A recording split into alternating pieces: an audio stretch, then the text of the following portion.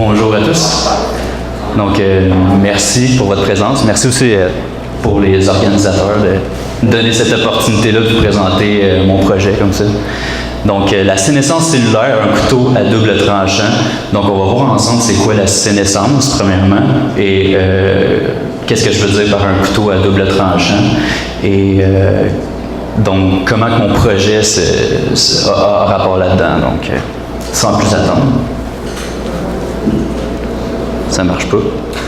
Yes? OK. Donc, la sénescence, tout commence en 1961 avec M. Léonard Hayflick qui, donc, juste faire un petit rappel, en 1961, c'était vraiment le début de la culture cellulaire. Donc, on ne savait pas vraiment toutes les choses qu'on sait aujourd'hui avec la culture de cellules humaines. Donc, M. Hayflick, en 1961, décide de mettre des fibroblastes humaines en culture, donc essentiellement des cellules de la peau. Donc, on le voit là en ce moment qui tient un pétri, c'est vraiment ce qu'on utilise dans le laboratoire pour faire pousser des cellules. Et donc, après avoir mis les cellules en culture pendant plusieurs mois, probablement 4 ou 5 mois, il fait la grande découverte que contrairement aux bactéries, contrairement aux levures, les cellules humaines, en fait, arrêtent de pousser après un certain temps. Et il appelle ce phénomène-là la sénescence. Ici, vous pouvez voir comment j'ai dessiné une fibroblaste. Ici, c'est un peu comme si les fibroblastes ou n'importe quelle cellule humaine avait une horloge biologique à l'intérieur d'elle-même qui leur dit combien de temps pousser et après combien de temps arrêter de pousser. Donc, ce phénomène-là qui appelle la sénescence, c'est la grosse contribution de Léonard, qui appelle la sénescence, ouais, c'est la grosse contribution de Léonard Hayflick. Une autre de ses contributions, c'est la limite d'Hayflick, qui est en fait le nombre de fois qu'une cellule va se diviser avant de tomber en sénescence, en gros. Donc, évidemment, après 50 ans, on a découvert un paquet de choses sur la sénescence. Évidemment, vous pouvez vous imaginer, nos cellules ont une horloge interne qui leur disent quand arrêter de pousser. C'est particulièrement utile durant le développement embryonnaire. On va voir un peu plus en détail que c'est aussi très utile pour nous défendre du cancer. Ici, c'est un cancer de poumon, une cellule cancéreuse de poumon. Donc, comment que la sénescence nous défend contre les cancers? Essentiellement, vous avez des tissus, comme vous le savez probablement, on est composé de milliards de cellules et ces cellules-là sont frappées à tous les jours, à toutes les minutes par beaucoup d'agents, entre autres la pollution, la malbouffe ou votre alimentation, ça inclut l'alcool, etc.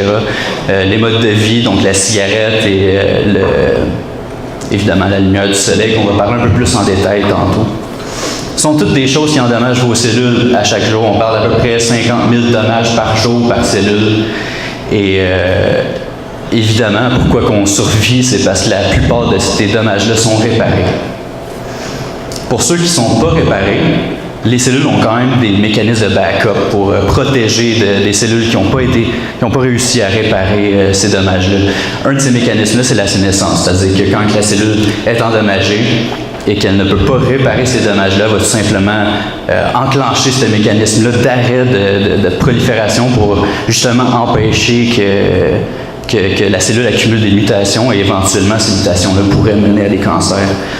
Si les dommages sont beaucoup plus féroces, mettons, sont beaucoup plus forts, la cellule elle a un dernier recours, qui est l'apoptose, qui est le gros bouton rouge d'autodestruction, c'est-à-dire la cellule explose et on appelle souvent ça dans le jargon le suicide cellulaire. Mais c'est plus la cellule qui se sacrifie pour le bien de l'organisme. Donc, 3 mécanismes essentiels pour nous protéger de l'accumulation de mutations et ces mutations-là qui pourraient mener vers des cancers si un de ces 3 mécanismes-là échoue, par exemple. Évidemment, tout ça a un prix. La sénescence particulièrement a un prix. mécanisme de défense essentiel, comme on l'a vu. Malheureusement, avec le temps, les cellules, nos tissus s'accumulent en cellules, les cellules sénescentes s'accumulent dans nos tissus avec le temps. Et cette accumulation-là contribue au vieillissement. Donc, les cellules sénescentes, essentiellement, ne font plus leur travail comme elles devraient ou comme elles le faisaient avant de tomber en sénescence. C'est-à-dire qu'une cellule de foie qui tombe en sénescence ne fera plus nécessairement son travail de foie. Donc, il faut imaginer que l'accumulation de ces cellules-là contribue à la détérioration tranquillement, pas vite, de chacun de nos tissus et de nos organes. C'est comme ça que ça contribue au vieillissement. Pour les curieux, ça c'est une photo que j'ai prise moi-même. Donc, vous pouvez voir en haut, c'est une cellule fibroblastique normale. En bas, ici, on a une cellule sénescente. C'est pas une très belle photo, là, mais c'est le mieux que j'ai pu faire avec le matériel que j'avais. Donc, il y a des gens qui se sont dit, les cellules sénescentes s'accumulent, ça contribue au vieillissement, on pourrait tout simplement s'en débarrasser et potentiellement vivre plus longtemps. Malheureusement, donc vous voyez la flèche en bas ici, donc la sénescence, on pourrait par exemple utiliser l'apoptose dans les cellules sénescentes pour justement s'en débarrasser. Ce qu'on a découvert à ce moment-là, juste pour compliquer les choses, c'est que les cellules sénescentes sont fortement résistantes à ce mécanisme-là. Donc, quand la cellule décide soit la sénescence ou l'apoptose, mais quand elle choisit la sénescence, elle ne peut pas nécessairement reculer en arrière et tomber en apoptose. C'est ce qu'on appelle le phénomène de résistance apoptotique. Et c'est justement ça mon sujet de recherche. Mon projet vise à comprendre un peu mieux ce phénomène-là, justement pour pouvoir éventuellement la débloquer. Lors des thérapies pour enlever les cellules sénescentes, les chercheurs doivent toujours passer par-dessus ce problème-là. Et donc, comprendre un peu mieux la résistance apoptotique pourrait permettre justement des nouvelles thérapies pour faciliter le nettoyage des cellules sénescentes, on pourrait dire. Pour éventuellement vivre plus longtemps, ou au moins vivre en santé plus longtemps. Donc, les tests qui ont été faits chez la souris démontrent que le nettoyage des cellules sénescentes, en effet, prolonge la santé de l'animal. Donc, en laboratoire, comment on fait ça? On fait ça un peu comme Hayflick l'a fait en 1961, c'est-à-dire qu'on met nos cellules en culture, on attend 3-4 mois, donc ça a été les 3 premiers mois de ma maîtrise, d'attendre justement la sénescence cellulaire. Donc, à ce moment-là, on a nos 2 populations, c'est-à-dire notre population de cellules qu'on va dire jeunes et nos populations de cellules un peu plus vieilles ou sénescentes. Et ce qu'on veut, c'est déclencher l'apoptose, parce que c'est ce qu'on étudie. Donc, on utilise en laboratoire les rayons ultraviolets, parce qu'on sait que c'est un grand contributeur du vieillissement de la peau, entre autres. On sait en laboratoire que les ultraviolets sont très efficaces pour déclencher l'apoptose dans les cellules saines. Ça contribue aussi au vieillissement, au cancer de la peau, etc. Donc, on pensait que c'était une bonne idée d'utiliser des rayons ultraviolets comme ça. Évidemment, on réussit très bien à déclencher l'apoptose dans les cellules normales, on ne réussit pas dans les cellules sénescentes. Et c'est justement les différences qu'on cherche à voir. Donc, ce qu'on fait, c'est qu'on extrait le matériel cellulaire des cellules normales, on extrait le matériel cellulaire des cellules sénescentes. Vous voyez à peu près ce qu'on regarde, c'est l'information génétique, donc l'expression des gènes. On regarde aussi l'expression des protéines. Ce que vous voyez entre les deux, le petit schéma en orange, c'est de l'épissage alternatif. Je ne rentrerai pas nécessairement dans les détails de l'épissage alternatif, juste c'est le pont entre les deux. C'est le pont entre l'expression des gènes et le niveau de protéines dans chacune de nos cellules.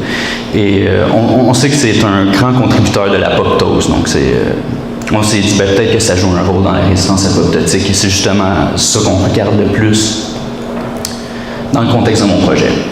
Donc, après ça, on s'attarde vraiment aux différences qu'on voit entre les deux. Et la question qu'on se pose, c'est dans ces différences-là, lesquelles contribuent à cette résistance apoptotique-là. Donc, lesquelles de ces différences-là permettent aux cellules sénescentes de résister aux ultraviolets et donc pas tomber en apoptose.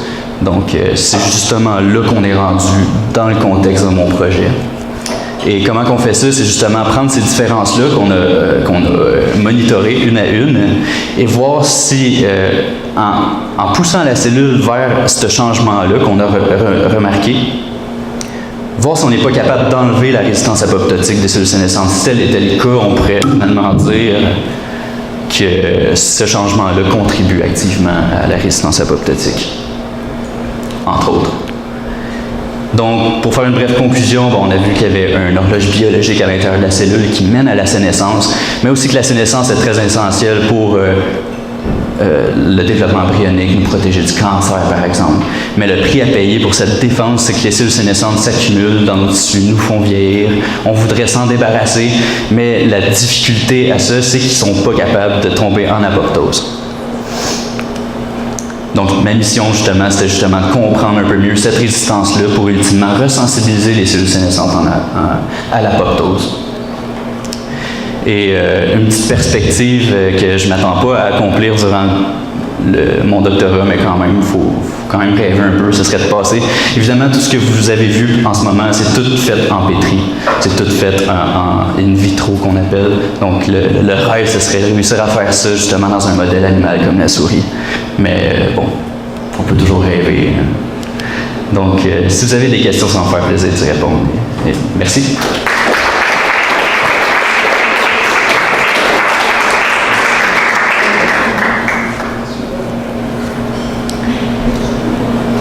Oui. Super intéressant, merci. Tu sais, on parlait, tu étudies, je pense, des cellules au niveau de la peau, c'est ça? Pour faire, regarder au niveau de la sénescence ou tout ça? Des fibroblastes. Oui, ok, des fibroblastes, excellent. Je me demandais, est-ce que tu disais que quand les cellules sont sénescentes, ils n'accomplissent pas leur travail correctement. Est-ce qu'il y aurait une différence si tu prends, mettons, des cellules au niveau de la peau ou des cellules, comme tu disais, le foie ou des musculaires ou du tissu adipeux? Est-ce qu'il y aurait des différences au niveau des cellules sénescentes, puis tu sais, comme du travail que tu fais présentement? Oui, donc la question, est-ce que, si je comprends bien, c'est est-ce qu'il y a des différences entre des cellules sénescentes de foie ou des cellules sénescentes de peau, par exemple? C'est vraiment une intéressante question. Nous, on s'est attardé vraiment à juste un type cellulaire. C'est un type cellulaire qui est utilisé particulièrement dans la recherche pour le vieillissement. Donc, c'est facile de trouver de la littérature là-dessus, par exemple, puis se baser sur d'autres papiers. Je sais que dans le laboratoire, on a des cellules pulmonales, par exemple, qui sont aussi des tissus normaux de poumon, donc qui ne sont pas cancérigènes ou quoi que ce soit. Ces cellules-là tombent aussi en sénescence. J'ai pas une réponse concrète parce que je sais pas s'il y a une différence entre les cellules sénescentes fibroblastiques ou des cellules sénescentes de poumon. J'ai l'impression que quand les cellules rentrent dans cette différenciation-là, les cellules sénescentes sont semblables les unes aux autres. Mais c'est un guess, mais je pense que c'est pas mal comme ça que ça se passe là. Oui. Tantôt, on parlait du cas des souris sur lesquelles vous aviez essayé pour... On n'a pas essayé chez les souris. OK, du tout. Ça a été fait une quinzaine d'années et à plusieurs reprises par la suite, mais nous, on s'est juste concentré sur les cellules, en fait. Mais ça avait été déjà fait sur des souris? L'étude qu'on fait présentement, ça n'a pas été fait, ça n'a jamais été fait, notre investigation sur la résistance apoptotique, mais il existe déjà des thérapies pour pousser les cellules sénescentes à tomber en apoptose. Mais à chaque fois, ces thérapies-là doivent passer par-dessus cet obstacle-là. Et oui, il y a des techniques, sauf que les souris, c'est toujours des souris qui sont transgéniques. C'est-à-dire que c'est des souris mutantes qu'on a modifié les gènes à l'intérieur de ces souris-là. Puis à un certain moment de leur développement, on induit avec un produit chimique qui marche juste sur ces souris-là, on induit la mort des cellules sénescentes et on voit qu'ils seront en santé beaucoup plus longtemps. Mais nous, on l'a pas fait, là. Pour préciser par rapport à ça, je me demandais, chez les souris, là, du moins, c'est de combien que ça rallonge la vie? C'est un estimatif? Ça rallonge. Les tests qui ont été faits présentement chez la souris, si je me rappelle bien, ça rallonge pas tant que ça la vie. Mais ça rallonge la santé beaucoup plus. Donc, ils ne vont pas nécessairement vivre plus longtemps, ou si c'est quelques semaines, ce ne sera pas nécessairement significatif, mais ce qu'on remarque, c'est qu'ils restent en santé beaucoup plus longtemps. Donc, c'est quand même un pas vers la bonne direction. Oui. Merci pour ta présentation, c'était vraiment fort intéressant. Merci. Je pars toujours avec la prémisse que le corps humain est relativement bien fait et qu'il sait à peu près ce qu'il fait. Donc, probablement que les cellules sénescentes ont une raison d'être. Absolument. T'en as parlé, mais la résistance apoptotique a probablement une raison d'être aussi. Considérant les études que tu citais sur les souris et tout ça, est-ce qu'on voit des downsides ou des risques associés à apoptoser les cellules sénescentes? En fait, j'ai rien lu sur le sujet. Probablement qu'il y a de la littérature là-dessus, mais j'ai pas nécessairement tombé sur les papiers qui parlaient de ça. Mais si tu veux mon avis, tu as absolument raison. La résistance apoptotique est là pour une raison. Pourquoi les cellules choisissent la sénescence plutôt que l'apoptose ou vice-versa, ça a aussi une raison. C'est-à-dire que nos cellules, comme j'en ai parlé, elles ont une horloge biologique à l'intérieur d'elles très précise, après quoi elles ne poussent plus, elles ne se régénèrent plus. La sénescence permet en un sens de tenir toutes les cellules ensemble, même si la cellule ne fait plus rien, au moins elle reste là, tu sais. Puis, si, par exemple, elle choisissait l'apoptose au lieu de la sénescence, ça fait un trou que les cellules avoisinantes vont combler, si on veut. Et le fait que les cellules avoisinantes poussent pour remplacer ce trou-là, ça raccourcit leur longévité à eux. Donc, d'après moi, la sénescence, c'est très hypothétique, mais d'après moi, la sénescence, ça sert à ça. Ça sert à... OK, l'apoptose, ça semble être quelque chose de parfait, on se débarrasse des cellules, ça peut être régénéré, mais vu que les cellules ont une horloge biologique, si on veut, juste utiliser l'apoptose, si tu veux mon avis, ça nous ferait vieillir plus vite. Oui? Dépendamment des deux conditions, les cellules saines et les cellules sénescentes, je me demandais c'était quoi la technique qui était utilisée pour mesurer le niveau protéique dans ces deux populations-là. Mettons les différences des protéines. Les protéines, on les a surtout utilisées. On mesure les protéines, on les mesure avec différentes. Tu veux savoir la technique qu'on utilise pour quantifier les protéines? Mettons, tes quantifiés sont en paragraphe. Non, ben trop cher. Non, on a quantifié nos protéines avec le test de Lowry, donc c'est juste de la couleur, là. Mais comment tu peux savoir, mettons, que telle population va exprimer plus un type de protéine? En Western blot. Donc, on met nos protéines sur un gel qui migre. Les protéines sont divisées selon leur poids et comme ça, on peut utiliser des anticorps pour reconnaître une protéine spécifique. Mais pour ça, il faut que tu saches c'est quoi la protéine que tu cherches. Oui, exactement. Les protéines, on a surtout regardé des marqueurs. Donc, soit des marqueurs de sénescence, des marqueurs apoptotiques, pour vraiment confirmer qu'on avait une résistance apoptotique dans un type cellulaire versus l'autre. C'est surtout pour ça qu'on a utilisé les protéines. Sinon, pour l'analyse des différences entre les cellules qui sont résistantes à l'apoptose versus les cellules qui ne sont pas résistantes, on a surtout regardé l'expression des gènes. Et à ce niveau-là, on avait aussi des gènes en tête. On n'a pas regardé ça avec du séquençage à haut débit. On n'a pas l'argent non plus pour faire ça. Donc on a regardé 70 gènes qu'on sait qui sont impliqués dans l'apoptose. Et justement, on a regardé s'il y avait des différences dans un ou dans l'autre. Maintenant, on s'attarde à savoir si ces différences-là contribuent vraiment à la résistance qu'on remarque. Oui? Justement, ces marqueurs-là, est-ce que c'est des marqueurs que vous avez trouvés dans la littérature, que d'autres groupes étudiaient aussi, ou c'est vous qui dit c'est intéressant, ces 70-là? C'est pas mal moitié-moitié. Il y a des gènes qu'on a, que leur importance dans l'apoptose, on l'a nous-mêmes caractérisé dans le laboratoire bien avant que j'arrive dans le laboratoire. Mais l'autre moitié, les gènes ont vraiment été cherry-pick, ont vraiment été choisis stratégiquement parce qu'on sait, par exemple, qu'ils sont importants soit dans le cycle cellulaire, dans la réparation de l'ADN, dans l'apoptose. Donc, c'est 70 gènes qu'on travaille beaucoup dans le laboratoire, non seulement pour mon projet, mais d'autres projets à côté.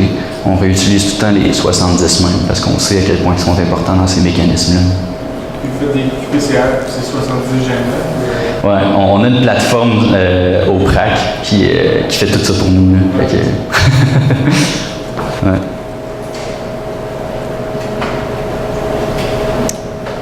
Ben, merci beaucoup.